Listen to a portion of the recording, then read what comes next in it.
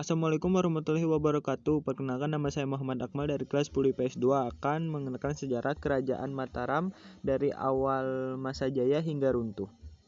Sejarah awal terbentuknya Kerajaan Mataram Islam diketahui berdiri sekitar abad ke-16, tepatnya pada tahun 1582 di Pulau Jawa. Kesultanan ini merupakan kerajaan berbasis pertanian dengan menerapkan ajaran Islam dalam perjalanan kejayaannya. Kerajaan Mataram Islam pernah mempersatukan tanah Jawa dan Madura. Kesultanan ini juga pernah memerangi Varenniek atau yang disebut VOC di Batavia untuk mencegah penyebaran kekuasaan VOC. Pusat pemerintahan Kesultanan Mataram Islam terletak di wilayah Kuthanegede yang berada di kota Yogyakarta Serang.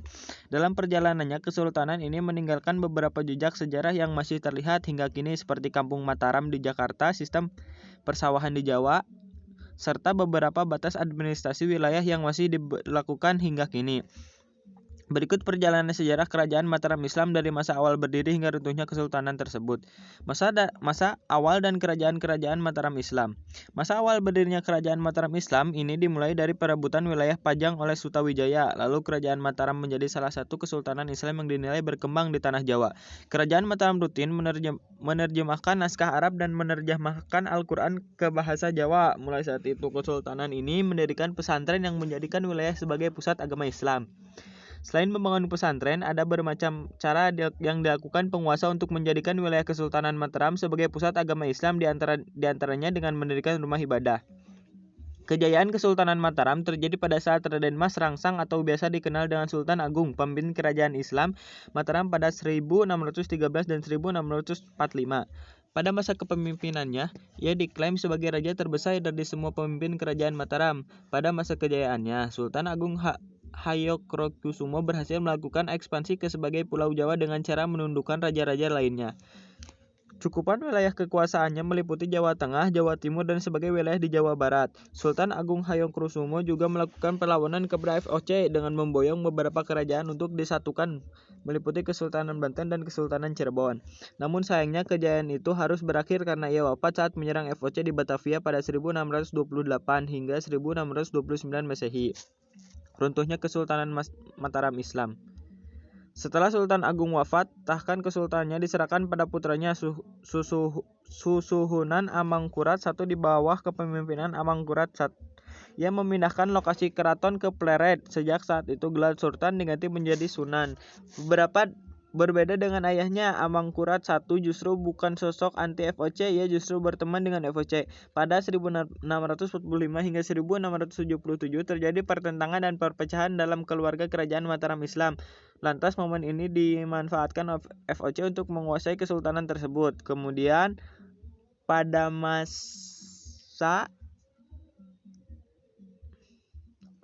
Susuhunan Amangkurat I meninggal, putra mahkota dilantik menjadi Susuhunan Amangkut II. Di masa kepemimpinan itu, Susuhunan II memindahkan pusat pemerintahan ke Kersatura. Belanda pun mulai menguasai sebagian besar wilayah kerajaan Mataram saat Raja Amangkurat II memimpin. Hal ini kemudian membuat rakyat menderita karena kebijakan-kebijakan yang dibuat oleh Belanda. Kepemimpinan Kesultanan Mataram terus berganti. Tahkan kerajaan diwariskan kepada Amangkurat III, Perkabuan I, Amangkurat IV, dan Perkabunan II. Pada kepemimpinan Pakabuana II merupakan akhir dari kejayaan kerajaan Mataram Islam. Hal ini ditandai dengan penandatanganan penyerahan kedaulatan Mataram kepada VOC pada 11 Desember 1749. Namun secara de facto Mataram ditunjuk sepenuhnya pada 1830 sampai akhirnya pada 13 Februari 1755 menjadi puncak perpecahan kerajaan Mataram Islam. Hal ini ditandai dengan perjanjian Giyanti yang membagi kerajaan Mataram menjadi dua, yaitu Kesunanan Surakarta dan Yogyakarta. Usai dibagi menjadi dua wilayah, perpecahan kembali melanda kerajaan Mataram sehingga pada 1757 terjadi perjanjian Salatiga. Namun perpecahan ini berakhir pada 1830 saat perang Diponegoro selesai.